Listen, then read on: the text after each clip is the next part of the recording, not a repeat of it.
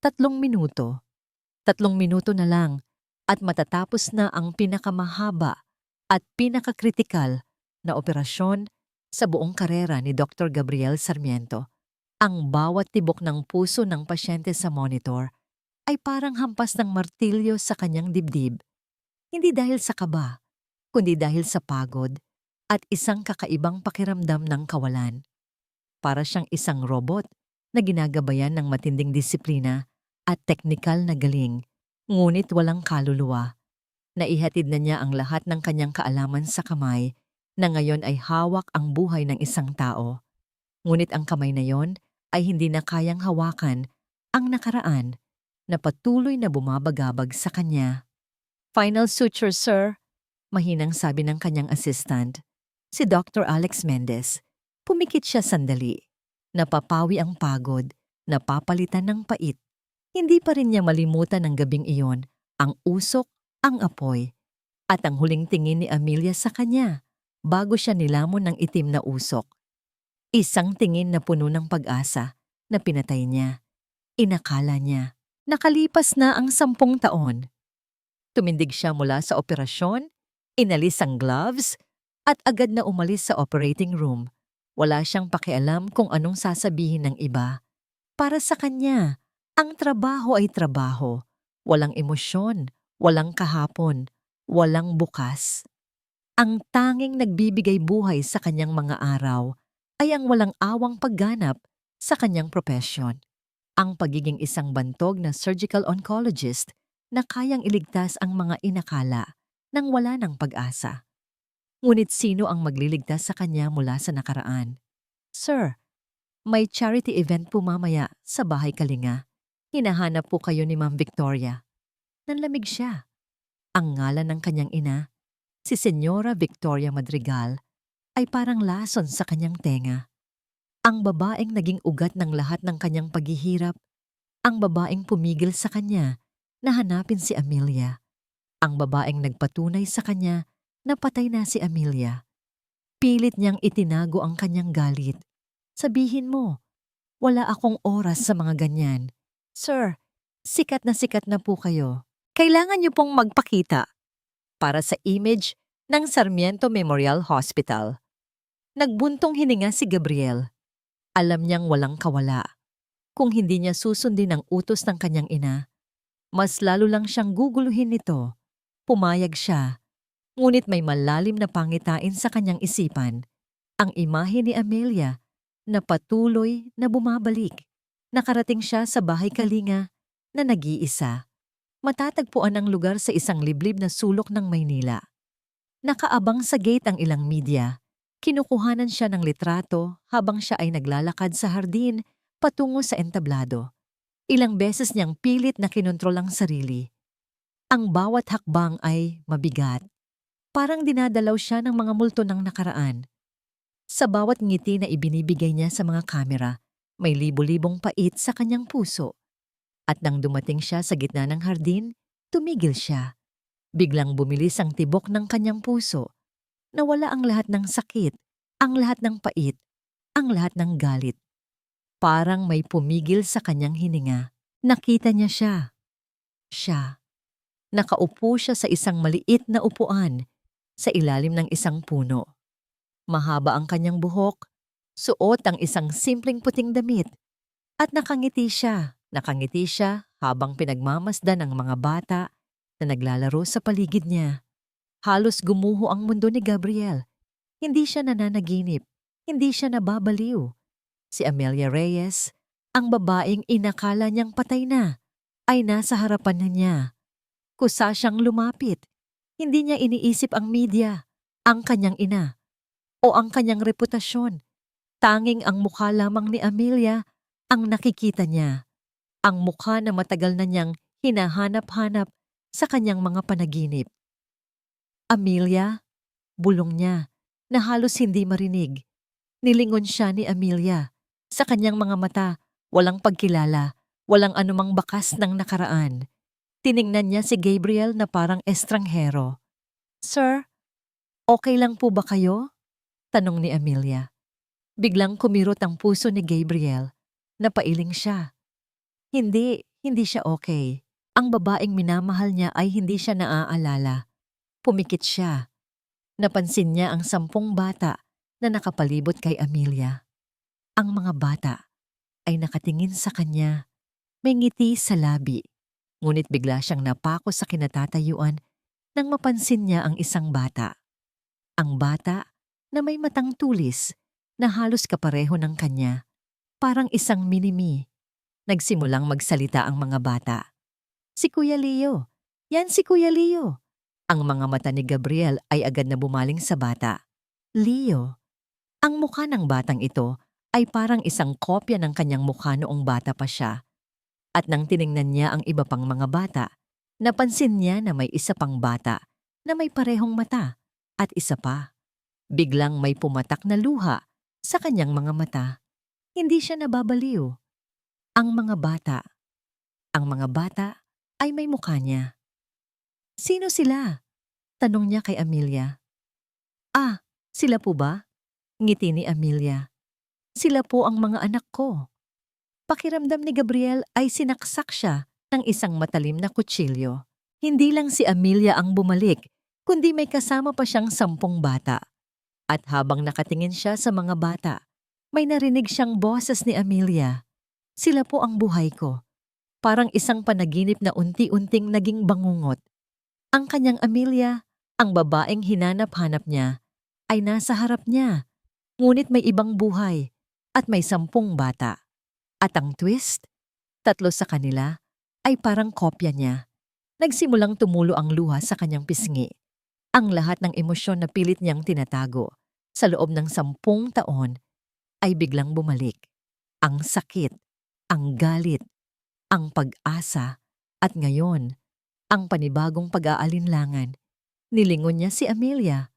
Siya ba ang anak ko? Napangiti si Amelia. Sino po, sir? Ngumiti ang isang bata, si Leo, at sinabi niya sa kanya, Opo, kuya, siya po ang aming ina. At ikaw ay mukhang ang aming ama. Napako si Gabriel. Tumahimik ang paligid. Ang mga mata ng 10 bata ay parang nagtatanong sa kanya, Sino ka? Pero ang tanong na bumabagabag sa isipan ni Gabriel ay, Totoo ba ito? 10 mukha, 10 kwento, 10 posibilidad ng nakaraan. Tiningnan ni Gabriel si Amelia. Nakita niya ang kanyang ngiti, ngunit nakita rin niya ang pananabik sa kanyang mata. Gusto mo bang maging tulad ng tatay ko? Tanong ni Leo. Ang mga salitang iyon ay parang isang malaking bato na bumagsak sa kanyang puso. At nang tumalikod si Gabriel, tiningnan niya ang kanyang sarili sa salamin. Ang mukha niya ay parang isang estranghero. Ang mukha ng isang tao na naghahanap ng sagot sa tanong na, ano ba talaga ang nangyari? Nanumbalik sa alaala ni Dr. Gabriel Sarmiento ang mga salitang sinabi ng batang si Leo. Ikaw ay mukhang ang aming ama. Isang gabing puno ng pangungulila ang lumipas. Hindi siya makatulog. Sa halip na matulog, pinanood niya ang mga litrato na kinuhanan niya ng lihim sa bahay kalinga. Ang mga ngiti ni Amelia, ang mga ngiti ng mga bata. Ang kanyang puso ay parang dinudurog. Paano? Paano siya nagkaroon ng 10 anak? At paano ang 3 sa kanila ay kahawig niya? Nagpa siyang bumalik sa bahay kalinga. Suot niya ang isang simpleng t-shirt at jeans, nagpanggap siyang isang volunteer. Nagpakilala siya bilang isang arkitekto na gustong tumulong sa pag-aayos ng orphanage. Unang araw ng kanyang pagiging volunteer. Ang kanyang mga kamay, na sanay humawak ng surgical instruments, ay ginamit upang magtanim ng mga bulaklak sa hardin. Ang kanyang mga mata, na sanay tumingin sa mga internal organs ng tao, ay ginagamit upang pagmasdan si Amelia. Nakita niya kung paano niya alagaan ang bawat bata. Ang bawat isa ay may kanya-kanyang kwento, kanya-kanyang pag-uugali. Ngunit si Amelia ay may sapat na pagmamahal para sa lahat. Para siyang isang ina na nagbibigay ng walang katapusang pagmamahal. Hindi siya makapaniwala. Ang Amelia Nakilala niya ay isang masayahin, mapagmahal na babae. Ngunit ang Amelia na nasa harap niya ay isang inang nagbubuhat ng isang malaking responsibilidad. Hindi siya naaalala. Sa tuwing sinusubukan ni Gabriel na makipag-usap sa kanya, palagi niya itong binabati ng may paggalang. "Magandang umaga, sir." Ang kanyang puso ay parang kinukurot. Hindi niya masabi sa kanya na, "Ako si Gabriel, ang lalaking minahal mo. Ako ang ama ng mga anak mo." Habang naglalaro ang mga bata sa hardin, may nakita si Gabriel, si Leo, ang bata na kahawig niya. Ang bata ay naglalaro kasama ang kanyang kapatid na babae, si Cora, at ang bunso, si Mia. Lumapit si Gabriel sa kanila. "Hello mga bata," bati niya.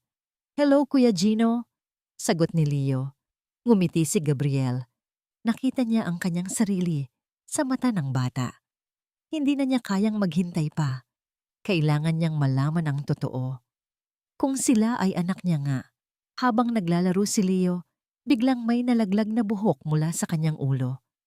Agad itong kinuha ni Gabriel, itinago sa bulsa. Ang kanyang kamay ay nanginginig. Sa wakas, malalaman na niya ang katotohanan. Nagpaalam siya sa mga bata at kay Amelia at nagmadali siyang umalis. Kailangan niyang ipadala ang buhok na ito sa isang laboratorio. Hindi pa siya nakakalabas sa gate ng bahay Kalinga nang may tumawag sa kanyang cellphone. Ito ay si Dr. Mendez. "Sir, hinahanap po kayo ni Ma'am Victoria." Sabi niya, urgent daw po. Napabuntong hininga si Gabriel. Alam niyang walang mabuting balita ang dala ng kanyang ina. Nang makarating siya sa kanyang opisina sa Sarmiento Memorial Hospital, naghihintay na doon si Senyora Victoria. Nakaupo siya sa kanyang upuan, may seryosong ekspresyon sa muka. "Gabriel," matigas na sabi ni Senyora Victoria, "ano ba ang ginagawa mo sa bahay Kalinga? Nagkalat na ang balita. Ang mga reporters ay nagtatanong kung bakit ka pumupunta sa isang orphanage." "Wala kang pakialam, ma," matigas na sagot ni Gabriel. "Nagiging pasaway ka na, Gabriel. Hindi mo ba naaalala kung anong nangyari sa huling beses na hindi mo sinunod ang utos ko?" Napangisi si Gabriel. "Hindi ko po makakalimutan. Dahil sa'yo, nawala ang lahat sa akin." Natahimik si Senyora Victoria. "Ginoo, hindi mo alam ang sinasabi mo. Ginawa ko lang ang nararapat para sa ating pamilya. Iyan ay para sa ating reputasyon." "Reputasyon? Anong reputasyon ang pinag-uusapan mo? Ang reputasyon na nawala sa akin ang babaeng minahal ko? Ang reputasyon na ginawa mo akong walang puso?" Tumayo si Senyora Victoria at lumapit sa kanya. "Gabriel, tigilan mo na yan. Ang babaeng iyon ay patay na. Ginawa ko ang nararapat para sa'yo. Ang mga taong kagaya niya, hindi sila para sa atin. They will only bring us down." "Huwag mong sabihin na alam mo ang lahat ng bagay, ma. Alam mo ba kung anong nangyayari sa akin? Hahanapin ko ang katotohanan. At kapag nahanap ko yon, magsisisi ka." Umalis si Senyora Victoria na puno ng galit sa kanyang mata.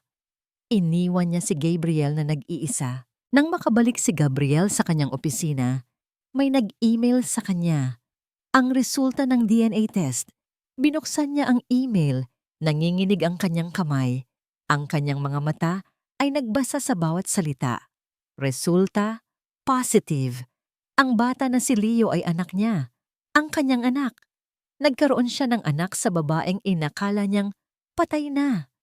Nagsimulang tumulo ang kanyang luha. Hindi na siya nag-iisa. May pamilya na siya. May anak na siya. Hindi na siya isang walang pusong doktor. Pero hindi pa natatapos ang lahat. Bigla, may notification na lumabas sa kanyang cellphone. Ito ay mula sa isang hospital alert system. Urgent. Isang bata na nagngangalang Cora ay kailangan ng emergency surgery. Ang bata ay may malubhang sakit sa puso. Si Cora, ang isa sa mga anak ni Amelia, ang isa sa mga bata na may mata na kahawig niya, ang isa sa mga kapatid ni Leo. Biglang bumilis ang tibok ng puso ni Gabriel. Ang kanyang anak ay nanganganib. Bumagsak ang cellphone sa kamay ni Amelia para siyang pinagsakluban ng langit at lupa. Ang tinig sa kabilang linya ay malamig at hindi maipinta. Ma'am, dinala na po sa ospital si Cora. Mayroon po siyang malubhang sakit sa puso. Naramdaman ni Amelia ang pagbilis ng tibok ng kanyang puso. Ito ang pinakamasamang bangungot niya. Si Cora ang pinakamaliit at pinakamahinang bata sa kanila. Ang bata na may matang tulis na sa bawat pagtingin ay nakikita niya ang kanyang sarili na umiiyak sa takot. Mabilis siyang tumakbo palabas ng bahay. Naramdaman niya ang malamig na hangin na dumadampi sa kanyang mukha. Cora, anak ko. Bulong niya. Hindi siya makahinga. Ang lahat ng kanyang pagmamahal at pag-aalaga sa loob ng 10 taon ay parang nauuwi sa wala. Naramdaman niya ang pagkahilo. Sa gitna ng kanyang kawalan, may isang tao na lumapit sa kanya. Si Dr. Gabriel Sarmiento, ang doktor na nakilala niya sa bahay Kalinga. Napakunot ang noo ni Amelia. Anong ginagawa mo rito? Tanong niya. Sinundan kita. Sagot ni Gabriel. Nabalitaan ko ang nangyari kay Cora. Hindi niya alam kung bakit. Ngunit naramdaman niya ang isang kakaibang pakiramdam ng kapayapaan sa presensya ni Gabriel. Parang may isang bagay na naghihila sa kanya na magtiwala. Kailangan mo siyang dalhin sa isang espesyalista, sabi ni Gabriel. Dadalhin ko siya sa aking ospital, ang Sarmiento Memorial Hospital. Natigilan si Amelia. Ang Sarmiento Memorial Hospital, ang pinakamalaki at pinakasikat na ospital sa bansa. Alam niyang mahal ang serbisyo doon. Hindi ko kayang bayaran ang serbisyo mo, sabi ni Amelia. Ang kanyang tinig ay nanginginig. Hindi ko kayang bayaran ang operasyon. Wala akong pera. Huwag mong isipin ang pera, sabi ni Gabriel. Gagawin ko ang lahat para sa kanya. I will operate on her for free. Tiningnan ni Amelia si Gabriel. Nakita niya ang sinseridad sa kanyang mga mata. Hindi niya maipaliwanag kung bakit, ngunit may isang bagay sa kanyang puso na nagsasabi na magtiwala sa kanya. Bakit mo ginagawa ito? Tanong ni Amelia. Dahil gusto kong tulungan ka at gusto kong tulungan siya. Tumahimik si Amelia. Ang kanyang isip ay puno ng pagdududa, ngunit ang kanyang puso ay puno ng pag-asa. Sige, sabi niya. Dadalhin ko siya sa ospital mo. Nang makarating sila sa Sarmiento Memorial Hospital, naramdaman ni Amelia ang kaba. Ang ospital ay napakalaki at napakabago. Hindi siya sanay sa ganitong lugar. Nang makapasok sila sa ospital, may nakita siyang babae na nakatayo sa lobby. Matangkad, naka-business attire, at may seryosong ekspresyon sa mukha. Si Senyora Victoria Madrigal, ang ina ni Gabriel. Tiningnan siya ni Senyora Victoria mula ulo hanggang paa na parang isang basahan. Naramdaman ni Amelia ang pagiging maliit niya. Gabriel, matigas na sabi ni Senyora Victoria, anong ginagawa mo rito? At sino ang babaeng yan? Ma, siya si Amelia Reyes at siya ang ina ng pasyente. Sagot ni Gabriel. Ina? Ano ba ang nangyayari sa iyo, Gabriel? Hindi ka dapat nakikipag-ugnayan sa mga taong galing sa lansangan. Iyan ay nakakasira sa ating reputasyon. Nanginig ang kamay ni Amelia. Gusto niyang sumagot, ngunit hindi niya kaya. Ang kanyang utak ay parang may bumara. Nang makarating sila sa kwarto ni Cora, naramdaman ni Amelia ang pagkahilo. Si Cora ay nasa isang kama. May mga tube na nakakabit sa kanyang katawan. Napabagsak ang kanyang mga luha. Umupo siya sa tabi ng kama ni Cora, hinawakan ang kamay niya at bumulong. Anak, lalaban tayo. Gagaling ka. Pagkatapos, lumapit si Gabriel sa kanya. Huwag kang mag-alala, Amelia. Gagawin ko ang lahat para sa kanya. Umiling si Amelia. Hindi ko alam kung bakit ako nagtitiwala sa iyo, sir. Hindi kita kilala. Ngumiti si Gabriel. Kilala mo ako, Amelia. Kilala mo ako. Hindi niya alam kung bakit, ngunit ang mga salitang iyon ay parang isang matamis na kanta sa kanyang puso. Naramdaman niya ang isang kakaibang koneksyon sa kanya. Nang umalis si Gabriel, may isang lalaki na lumapit sa kanya. Isa siyang empleyado ng ospital. May ibinigay siya kay Amelia na isang brown envelope. Nagtataka si Amelia. Binuksan niya ang envelope. Sa loob, may mga lumang litrato ni Gabriel at siya. At may isang sulat. Amelia, I'm sorry. Hindi ko kayang panagutan ang mga anak mo. I'm leaving you. I'm sorry. Nanlaki ang mga mata ni Amelia. Naramdaman niya ang pagkataranta. Ang sulat ay nakasulat sa isang pamilyar na kamay. Ang kamay ni Gabriel. Biglang bumalik ang mga alalahanin. Ang mga salita ng mga tao na nagsasabi sa kanya na siya ay iniwan, na siya ay walang kwenta. Ang kanyang puso ay parang dinudurog. Siya ang ama ng kanyang mga anak. At siya ang taong nag-iwan sa kanya. Hindi mapakali si Dr. Gabriel Sarmiento. Nakatayo siya sa bintana ng kanyang opisina, pinagmamasdan ng Maynila na nagliliwanag sa gabi.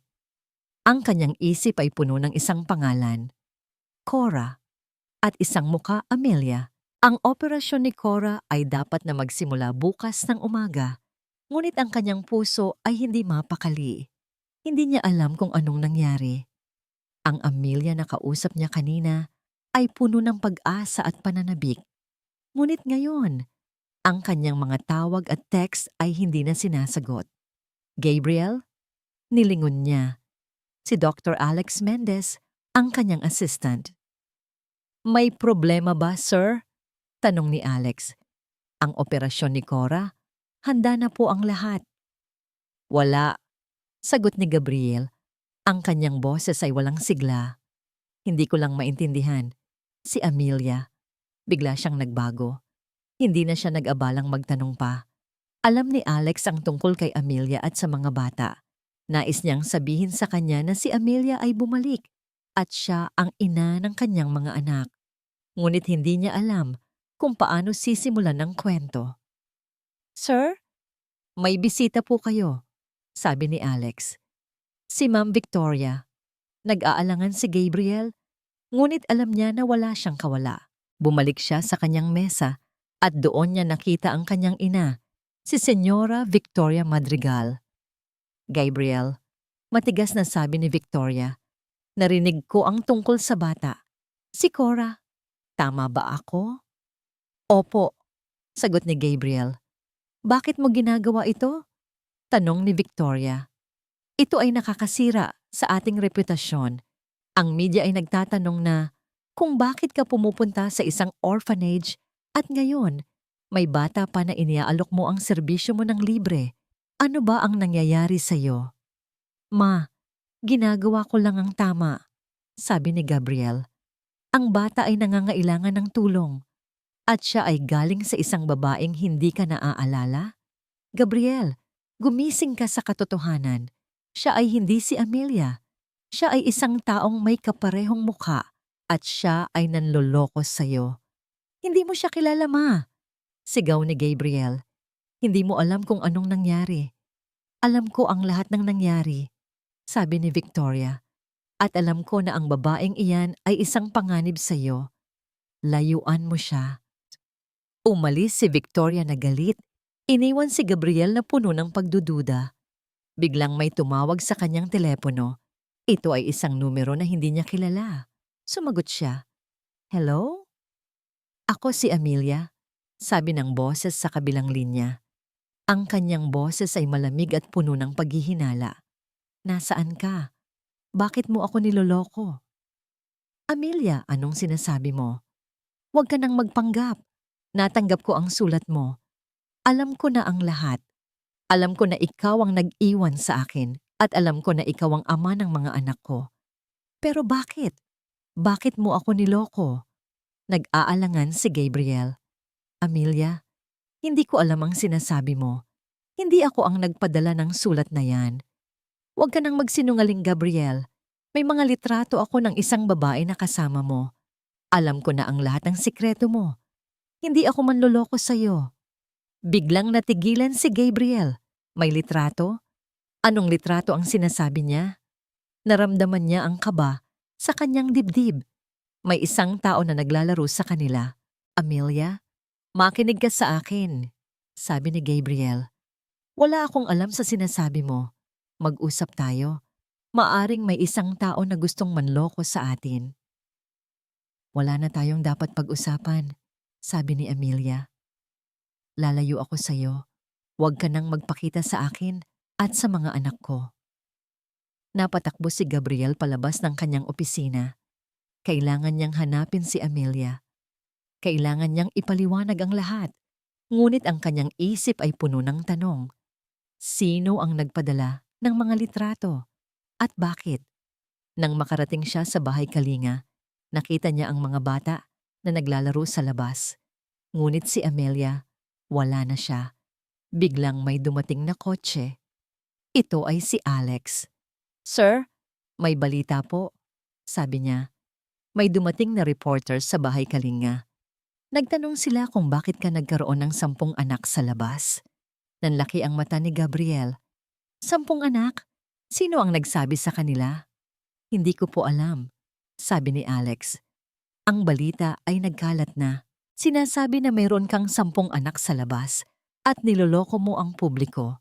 Naramdaman ni Gabriel ang galit sa kanyang puso. Alam niya kung sino ang may gawa nito. Si Senyora Victoria. Hindi na siya nag-abalang sumagot. Kinuha niya ang kanyang cellphone at tinawagan si Senyora Victoria. Ngunit hindi niya sinasagot ang kanyang tawag. Tiningnan ni Gabriel ang mga bata sa bahay Kalinga. Nakita niya ang takot sa kanilang mga mata. Ang kanilang mga mukha ay parang nagtatanong sa kanya. Bakit mo ginawa ito sa amin? At nang bumalik siya sa kanyang kotse, napansin niya na may nakadikit sa salamin ng kanyang kotse. Isang litrato. Isang litrato ni Amelia at siya at ang mga bata. At may nakasulat na 10 mukha ng kasinungalingan sa ilalim. Nanginig ang kamay ni Amelia habang hawak ang telepono. Ang bawat ring ay parang tunog ng isang bomba na sasabog. Ito ay ang media. Ang lahat ng reporter sa Maynila ay tumatawag sa kanya. Ma'am, totoo po ba na meron kayong 10 anak sa labas? Ma'am, totoo po ba na ang ama ng mga anak niyo ay si Dr. Gabriel Sarmiento, ang sikat na doktor? Ma'am, ano po ang masasabi niyo tungkol sa balita? Napakunot ang noo ni Amelia.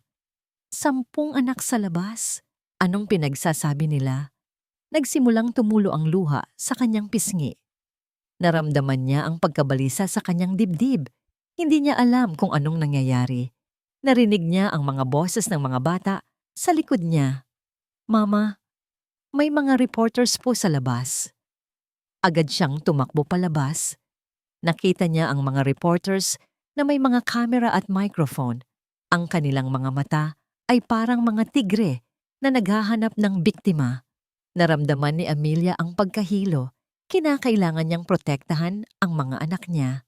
Agad niyang pumasok sa bahay at sinara ang pintuan. Mama, bakit po sila nandito? Tanong ni Leo. Hindi niya alam kung paano sasagutin ang tanong ni Leo. Hindi niya kayang sabihin sa kanya na ang ama niya ay isang manloloko. Huwag kayong lalabas, sabi ni Amelia. Huwag kayong makikipag-usap sa kanila. Tumalikod siya at tumingin sa mga bintana. Ang mga reporters ay nakatingin sa kanya. Ang kanilang mga mata ay puno ng paghahanap. Ang kanilang mga kamera ay parang mga armas na handang pumatay. Naramdaman niya ang galit sa kanyang puso. Ang lahat ng ito ay gawa ni Gabriel. Ang taong nag-iwan sa kanya. Ang taong nagpapanggap na gusto siyang tulungan. Nagsimulang tumulo ang kanyang mga luha. Ang mga bata ay nakatingin sa kanya, puno ng pagdududa sa kanilang mga mata. Mama, totoo po ba na may 10 anak sa labas si Papa? Tanong ni Cora. Napadapa si Amelia sa sahig. Hindi ko alam, anak. Hindi ko alam. Ang kanyang puso ay puno ng sakit. Ang taong minahal niya ay isang sinungaling. Ang taong inakala niyang tutulong sa kanya ay siya ring sisira sa buhay niya. Biglang may tumawag sa kanyang cellphone. Ito ay si Gabriel. Hindi niya sinagot ang kanyang tawag. Ayaw na niyang makipag-usap sa kanya. Kailangan niyang gumawa ng isang desisyon. Hindi niya kayang manatili sa bahay kalinga. Ang mga bata ay nasa panganib. Kailangan niyang lumayo. Kailangan niyang magtago. Nang makalipas ang ilang minuto, tumunog ang kanyang cellphone. Ito ay si Gabriel ulit. Amelia, makinig ka sa akin. Hindi ako ang may gawa niyan. May nagpapanggap na ako. Huwag ka nang magsinungaling, Gabriel. Alam ko na ang lahat. Alam ko na ikaw ang nag-iwan sa akin. At alam ko na ikaw ang ama ng mga anak ko. Pero bakit? Bakit mo kami niloko? Amelia, wala akong alam sa mga sinasabi mo. Mag-usap tayo. Maaring may isang tao na gustong manloko sa atin. Wala na tayong dapat pag-usapan, sabi ni Amelia.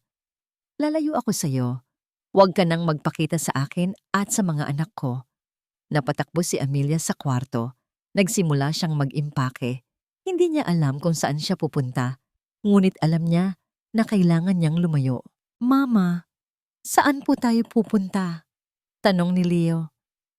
Sa isang lugar na ligtas, sagot ni Amelia. Sa isang lugar na walang sino man ang makakahanap sa atin. At nang makalabas sila sa bahay kalinga, nakita niya ang mga reporters na nakatayo sa labas. Nagtago sila sa likod ng isang puno at naglakad sa kalye.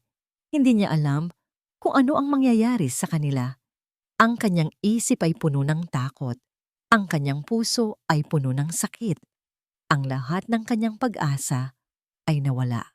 Ang taong inakala niyang tutulong sa kanya ay siya ring sisira sa buhay niya.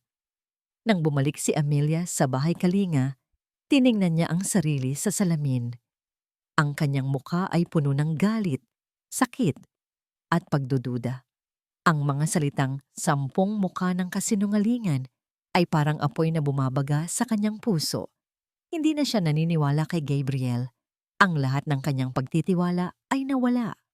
Ang lahat ng kanyang pag-asa ay nawala. Narinig niya ang mga boses ng mga bata sa labas. Nag-aalala sila. Mama, sino po ba sila? Mama, bakit po sila nandito? Napakunot ang noo ni Amelia. Kailangan niyang maging matapang. Kailangan niyang protektahan ang mga anak niya. Lumabas siya ng bahay kalinga. Nakita niya ang mga reporters na may mga kamera. Nagtatanong sila ng mga bagay na hindi niya maintindihan. Ma'am, totoo po ba na mayroon kayong 10 anak sa labas? Ma'am, totoo po ba na ang ama ng mga anak niyo ay si Dr. Gabriel Sarmiento, ang sikat na doktor? Ma'am, ano po ang masasabi niyo tungkol sa balita? Napakunot ang noo ni Amelia.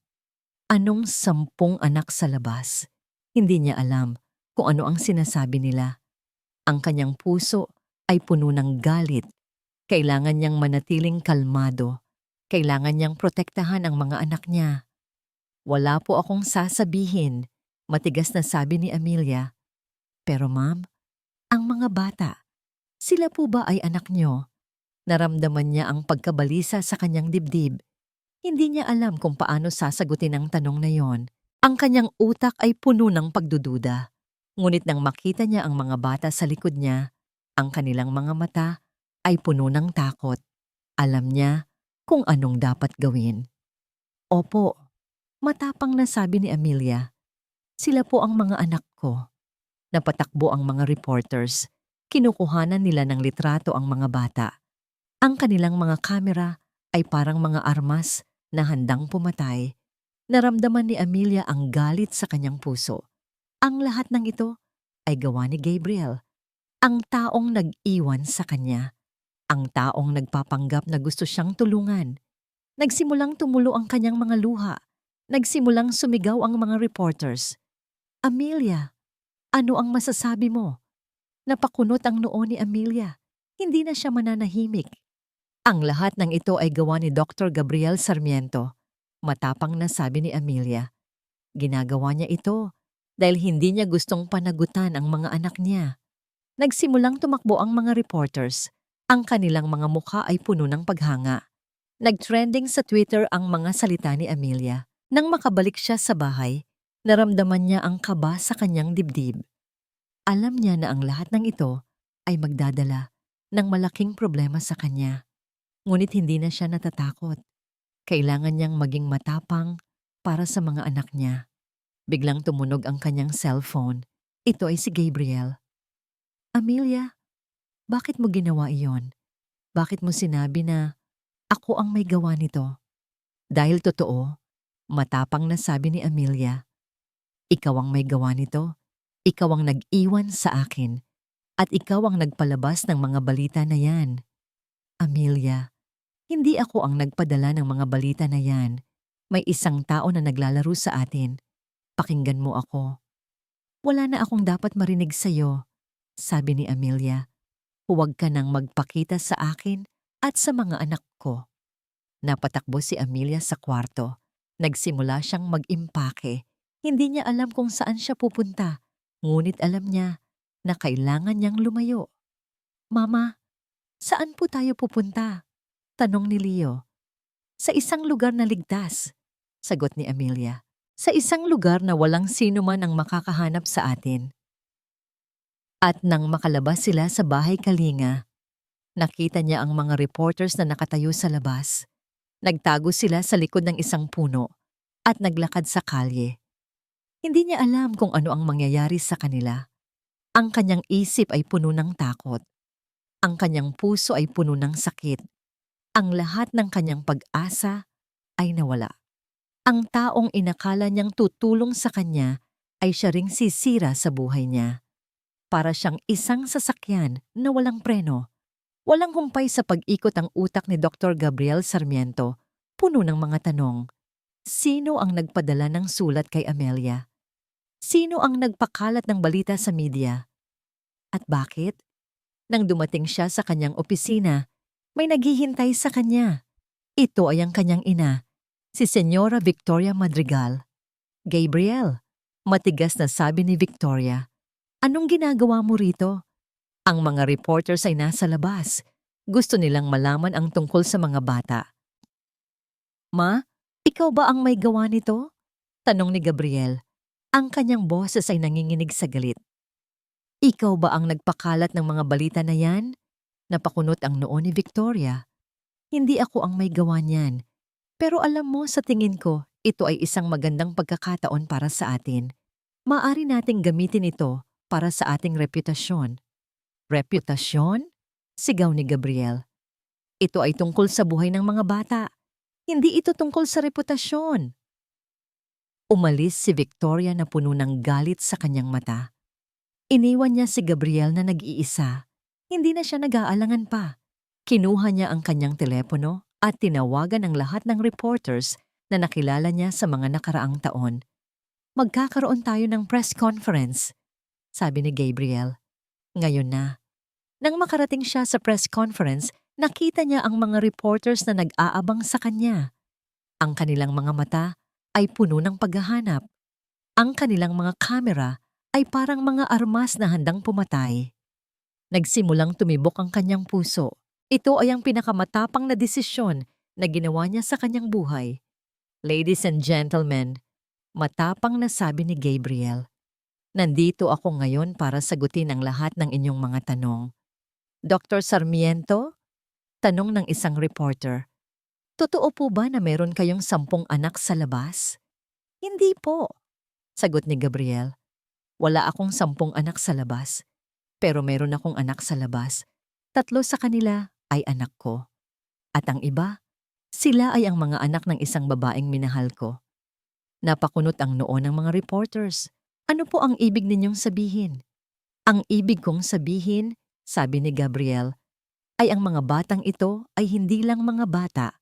Sila ay mga biktima ng isang trahedya at ang kanilang ina, si Amelia Reyes, ay isang hero.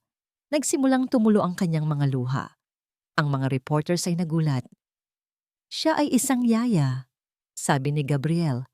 Siya ay isang yaya na nawalan ng pamilya sa isang trahedya. At siya ay isang yaya na nagligtas ng buhay ng 10 bata. At ngayon, siya ay nag-aalaga sa kanila. Napakunot ang noo ni Amelia. Ang kanyang isip ay puno ng pagdududa. Bakit niya sinasabi ang lahat ng ito? Amelia, sabi ni Gabriel, Ang kanyang boses ay puno ng pag-asa. Alam ko na hindi mo ako naaalala, pero gusto kong malaman mo na hindi ako ang nagpadala ng mga balita na yan. May isang tao na gustong manloko sa atin. Nagsimulang tumulo ang mga luha sa kanyang pisngi.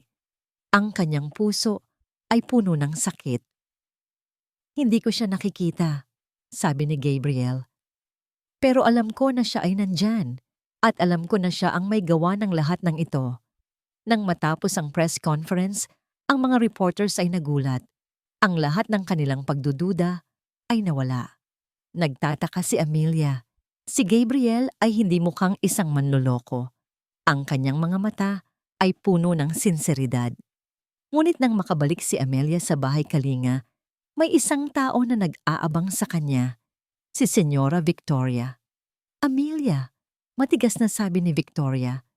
Gusto kong mag-usap tayo. Napasandal si Amelia sa dingding ng bahay Kalinga.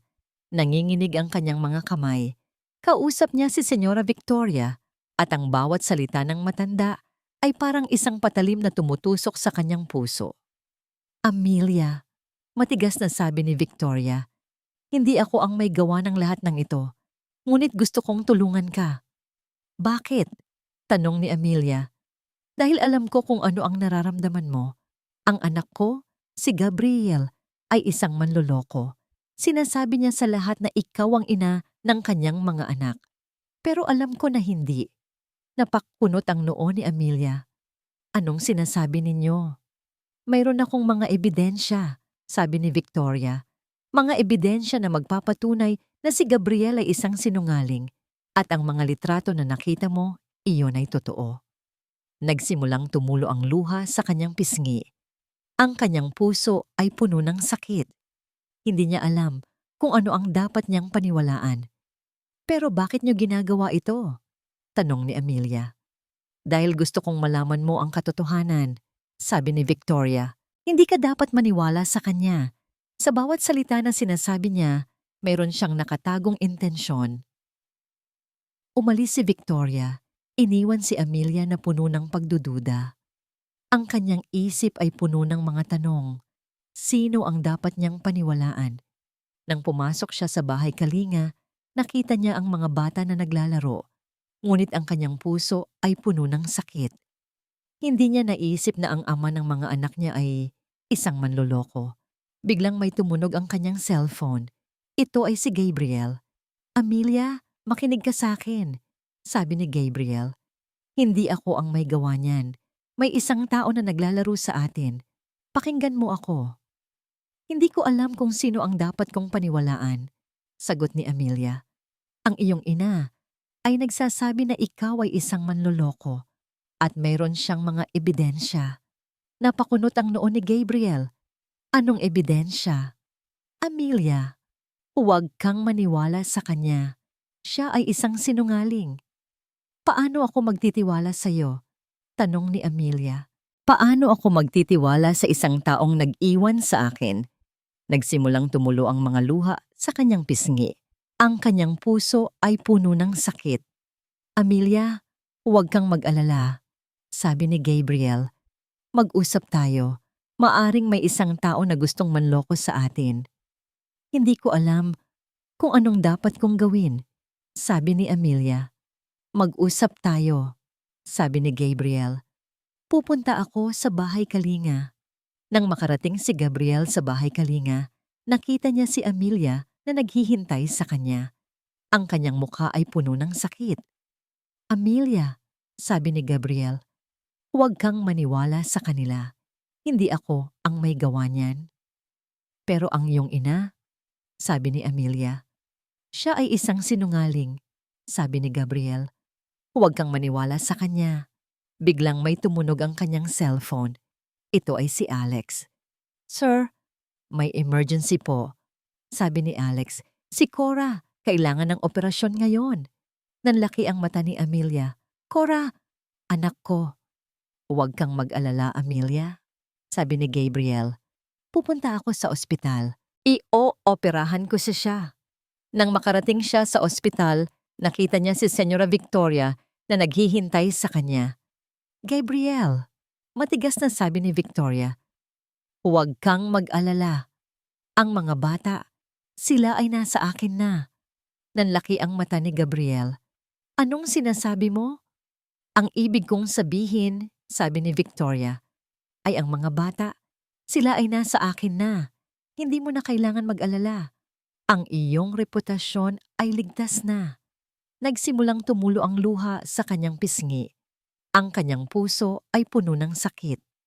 Ang lahat ng kanyang pag-asa ay nawala. Nang makabalik si Dr. Gabriel Sarmiento sa kanyang opisina, naramdaman niya ang pagkataranta sa kanyang dibdib. Ang lahat ng kanyang pag-asa ay nawala. Ang kanyang pamilya ay nawala. Nang makita niya ang kanyang ina, si Senyora Victoria, sa kanyang opisina, naramdaman niya ang galit. Ma, matigas na sabi ni Gabriel, nasaan sila? Wala ka nang dapat malaman, Gabriel. Matigas na sabi ni Victoria. Ang lahat ng ito ay para sa ikabubuti mo. Ang babaeng yan ay hindi para sa iyo. Ang mga bata ay hindi para sa iyo. Hindi mo alam kung anong nangyari. Sigaw ni Gabriel. Hindi mo alam kung anong nararamdaman ko. Alam ko ang lahat, sabi ni Victoria. Alam ko na ang mga bata. Sila ay hindi sa iyo. Ang mga litrato na nakita mo, iyon ay totoo. Ang sulat na nakita mo, iyon ay totoo. Nagsimulang tumulo ang luha sa kanyang pisngi. Ang kanyang puso ay puno ng sakit. Ang lahat ng kanyang pag-asa ay nawala. Umalis si Victoria, iniwan si Gabriel na nag-iisa. Napakasakit. Ang taong minahal niya ay isang sinungaling. Ang taong inakala niyang tutulong sa kanya ay siya ring sisira sa buhay niya. Nang makalipas ang ilang minuto, may nag-email sa kanya. Ito ay isang litrato. Isang litrato ni Amelia na may kasamang isang lalaki. Ang lalaking iyon ay hindi siya. Nanlaki ang mata ni Gabriel. Ang kanyang puso ay puno ng sakit. Ang lahat ng kanyang pag-asa ay nawala. Kinuha niya ang isang bote ng whiskey at ininom ang lahat ng laman nito. Naramdaman niya ang pagkahilo. Ang kanyang isip ay puno ng mga tanong. Sino ang lalaking ito? Bakit niya niloko si Amelia? Bakit niya ginawa ito sa kanila? Nang gabi, naramdaman niya ang sakit sa kanyang dibdib. Hindi niya alam kung anong gagawin. Ang kanyang isip ay puno ng takot. Ang kanyang puso ay puno ng sakit. Biglang may tumunog ang kanyang cellphone.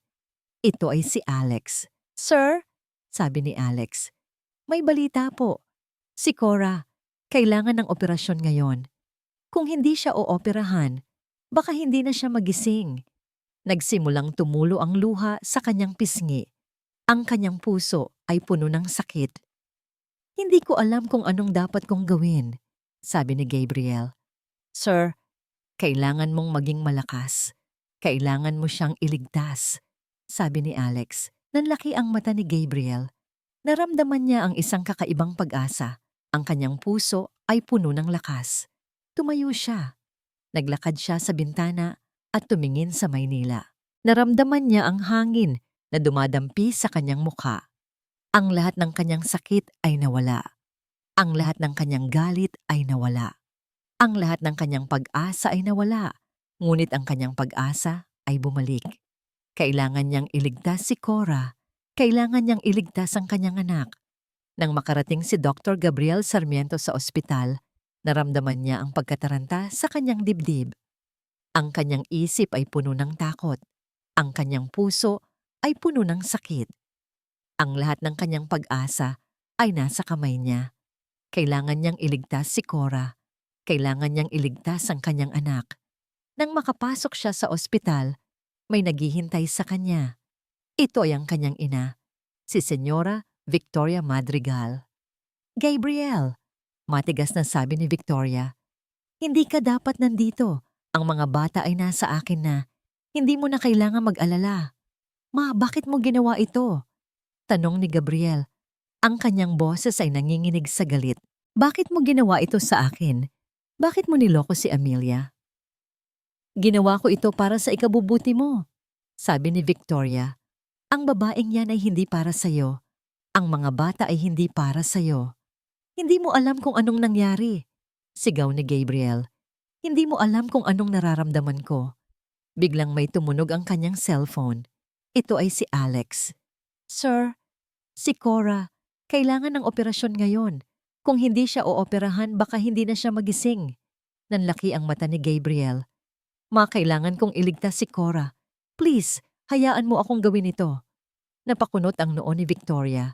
Hindi ko hahayaan. Nagsimulang tumulo ang luha sa kanyang pisngi.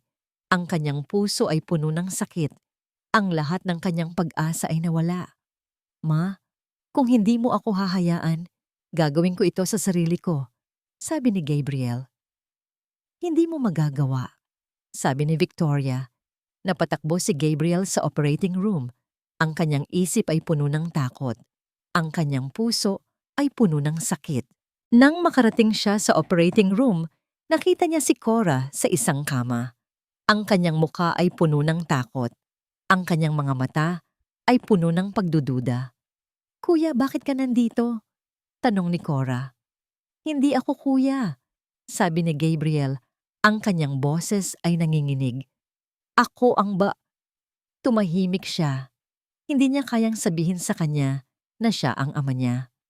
Huwag kang mag-alala, anak, sabi ni Gabriel. Gagawin ko ang lahat para sa'yo. Gagaling ka. Nagsimula ang operasyon. Ang bawat galaw ni Gabriel ay puno ng pag-asa. Ang kanyang mga kamay ay parang mga anghel na nagbabantay sa buhay ni Cora. Ang bawat tibok ng puso ni Cora ay isang pagsubok. Ang kanyang isip ay puno ng takot. Ang kanyang puso ay puno ng sakit. Nang matapos ang operasyon, naramdaman niya ang pagod. Ang kanyang katawan ay puno ng sakit, ngunit ang kanyang puso ay puno ng pag-asa. Gagaling siya, sabi ni Gabriel. Gagaling siya. Nang makalabas siya sa operating room, nakita niya si Amelia. Ang kanyang mukha ay puno ng takot. Ang kanyang mga mata, lapuno, wasudawdon, vahoyhan. Amelia. Nanlaki ang mga mata ni Amelia. Ang bawat salitang sinasabi ni Gabriel ay parang isang matalim na kutsilyo na tumutusok sa kanyang puso. Cora, anak ko. Biglang tumigil ang mundo. Ang mga salitang yon ay parang isang matamis na kanta sa kanyang puso. Ang kanyang isip ay puno ng takot. Ang kanyang puso ay puno ng sakit. Ang lahat ng kanyang pagdududa, ang lahat ng kanyang sakit, ang lahat ng kanyang takot ay biglang nawala. Ang kanyang isip ay puno ng isang pangalan, Gabriel. Ang lahat ng kanyang pag-asa ay nawala. Ang taong minahal niya ay isang sinungaling. Ang taong inakala niyang tutulong sa kanya ay siya ring sisira sa buhay niya. Nagsimulang tumulo ang luha sa kanyang pisngi. Ang kanyang puso ay puno ng sakit. Ang lahat ng kanyang pag-asa ay nawala. Biglang may pumatak na luha sa kanyang pisngi. Ang kanyang isip ay puno ng takot. Ang kanyang puso ay puno ng sakit. Ang lahat ng kanyang pagdududa, ang lahat ng kanyang sakit, ang lahat ng kanyang takot ay biglang nawala. Ang kanyang isip ay puno ng isang pangalan, Gabriel. Ang kanyang isip ay puno ng mga alalahanin. Ang pag-aalala na yon ay parang isang malaking bato na bumagsak sa kanyang puso. Ang bawat detalye ng nakaraan ay biglang nagiging malinaw. Ang araw ng sunog, ang mga batang iniligtas niya, ang lahat ng kanyang sakit, ang lahat ng kanyang takot. Amelia, sabi ni Gabriel. Amelia, anong nangyayari sa'yo? Gabriel? Bulong ni Amelia. Gabriel, naalala ko na. Nanlaki ang mata ni Gabriel. Amelia, anong sinasabi mo? Naalala ko na ang lahat, sabi ni Amelia. Naalala ko na kung sino ako. Naalala ko na kung sino ka. Nagsimulang tumulo ang kanyang mga luha. Ang kanyang puso ay puno ng sakit. Ang lahat ng kanyang pag-asa ay nawala. Gabriel, sabi ni Amelia, bakit mo ginawa ito sa akin? Bakit mo niloko si Cora? Hindi ko ginawa iyon, sabi ni Gabriel. Hindi ko alam ang sinasabi mo. May isang tao na naglalaro sa atin. Hindi mo alam? Sabi ni Amelia. Ang iyong ina. Siya ang may gawa ng lahat ng ito. Napakunot ang noo ni Gabriel. Anong sinasabi mo? Ang iyong ina? Siya ang nagpadala ng mga litrato. Sabi ni Amelia. Siya ang nagpadala ng sulat. Siya ang may gawa ng lahat ng ito. Nanlaki ang mata ni Gabriel. Hindi ito totoo. Oo, totoo. Sabi ni Amelia.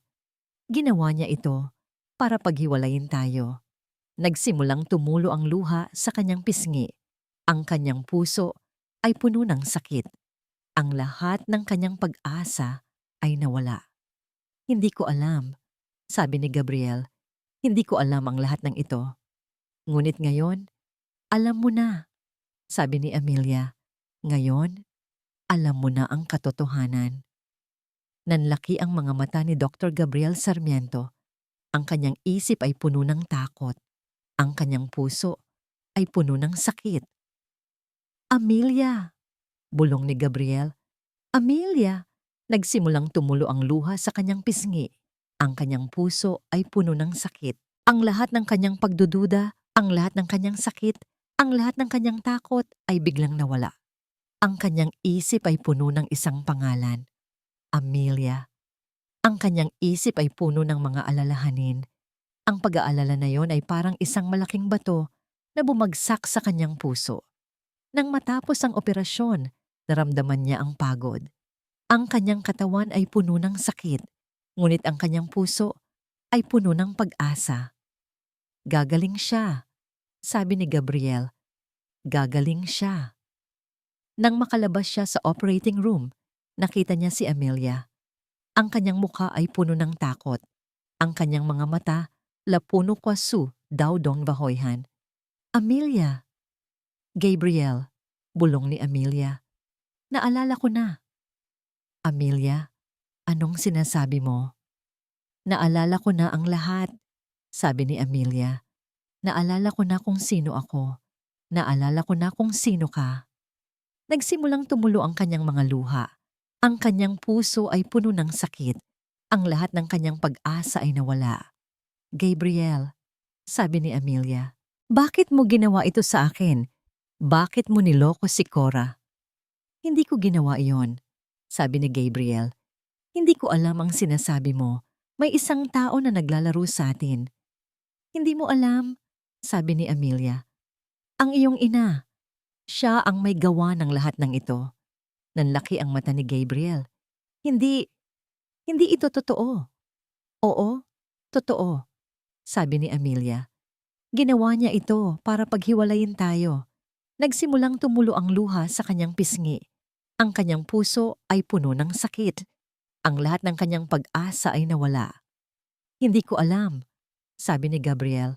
Hindi ko alam ang lahat ng ito. Ngunit ngayon, alam mo na, sabi ni Amelia.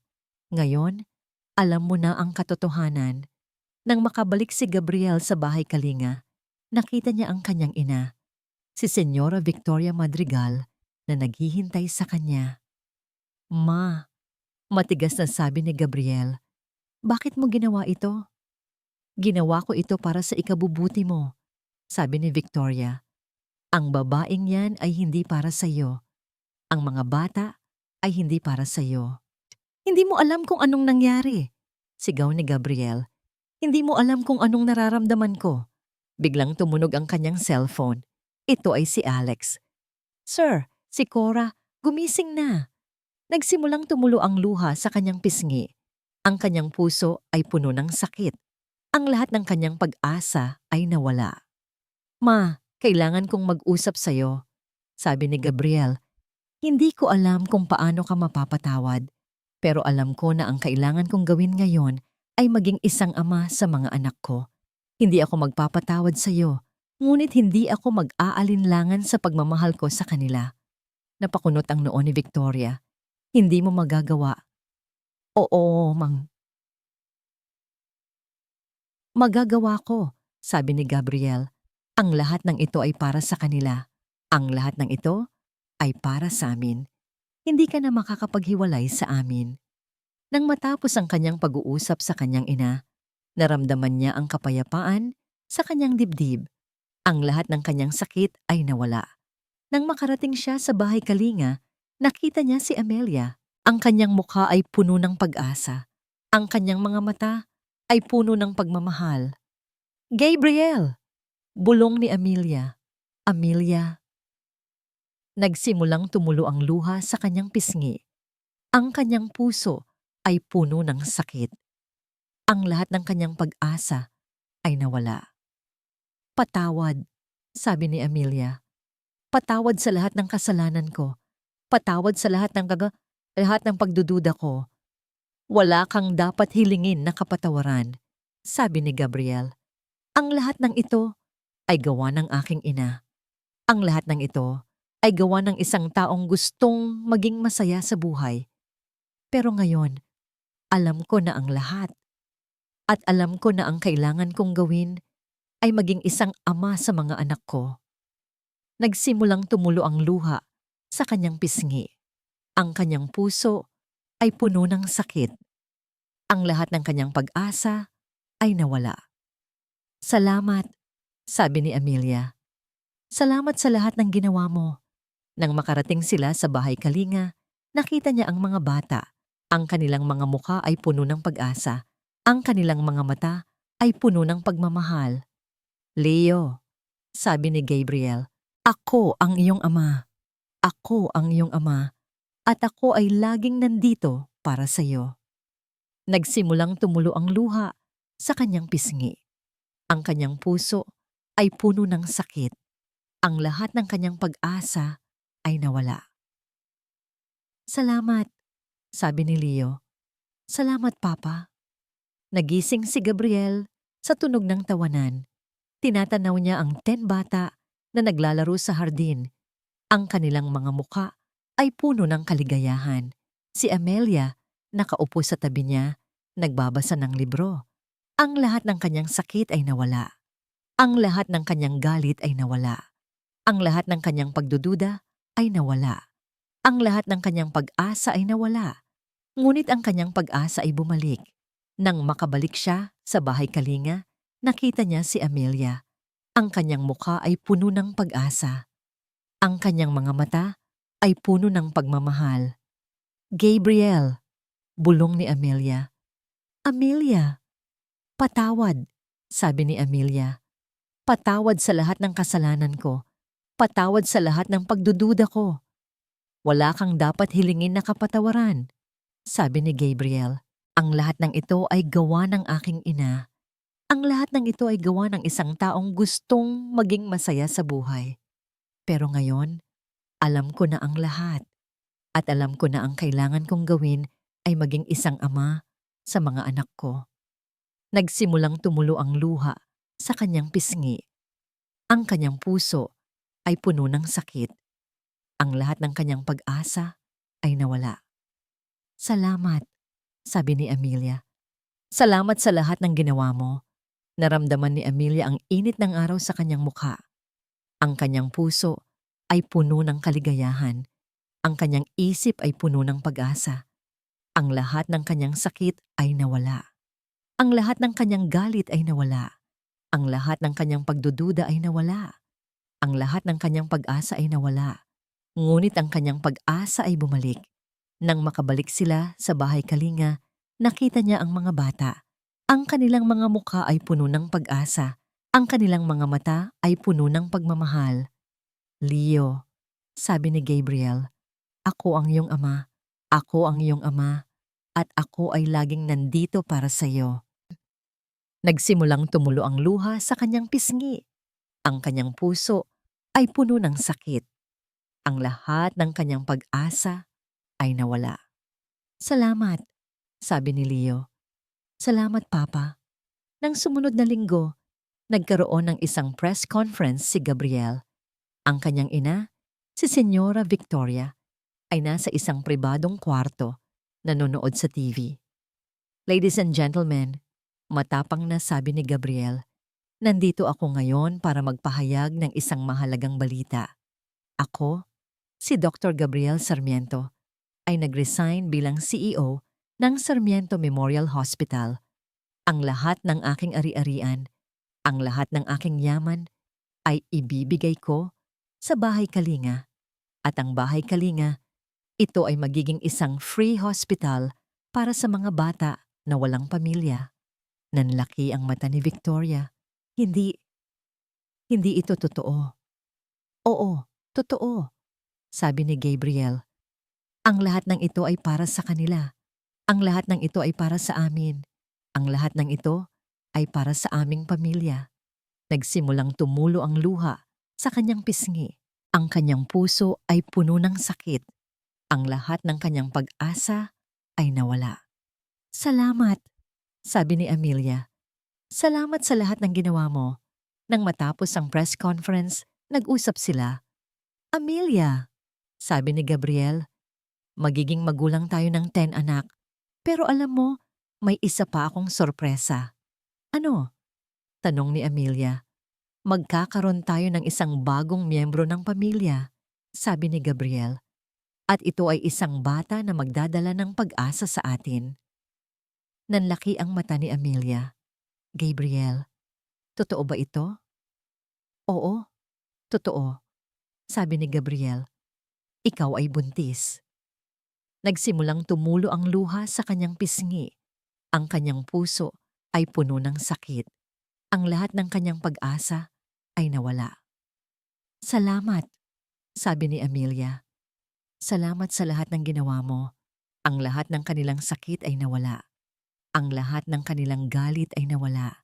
Ang lahat ng kanilang pagdududa ay nawala. Ang lahat ng kanilang pag-asa ay nawala. Ngunit ang kanilang pag-asa ay bumalik. Ang pamilya ay hindi gawa sa dugo, kundi sa pagmamahal. Ang pamilya ay hindi gawa sa yaman, kundi sa pag-asa. Ang pamilya ay hindi gawa sa kasinungalingan, kundi sa katotohanan. At dito nagtatapos ang kwento ni na Dr. Gabriel Sarmiento at Amelia Reyes. Ang kwento ng pag-ibig na bumangon mula sa abo ng nakaraan at ng pamilyang nabuo hindi sa dugo, kundi sa puso. Maraming salamat sa inyong lahat na sumubaybay sa bawat kabanata ng 10 Mukha ng Katotohanan. Sa bawat oras na inilaan ninyo sa pakikinig, sa bawat pagluha at pagngiti na aming naibahagi sa inyo, taos-puso kaming nagpapasalamat. Ang paglikha sa kwentong ito ay isang paglalakbay. Isang paglalakbay na puno ng sakit, pag-asa at pag-ibig. Sinubukan naming ilarawan ang bawat emosyon na nararamdaman ng bawat karakter upang maramdaman ninyo ang bawat galaw, bawat salita, bawat tibok ng kanilang puso. Naway nagbigay sa inyo ang kwentong ito ng isang mahalagang aral na ang pag-ibig ay hindi laging madali, ngunit sa dulo, ang pagpapatawad at pagmamahal ay laging mananalo, na ang pamilya ay hindi laging nakikita sa dugo, kundi sa puso. At na kahit gaano kahirap ang buhay, meron laging pag-asa. Sana'y manatili sa inyong puso ang kwento ni na Gabriel at Amelia. At kung meron kayong anumang saloobin o komento, huwag mag-atubiling ibahagi ito sa amin. Ang inyong mga boses ay mahalaga. Hanggang sa muli, pusong muling umiibig.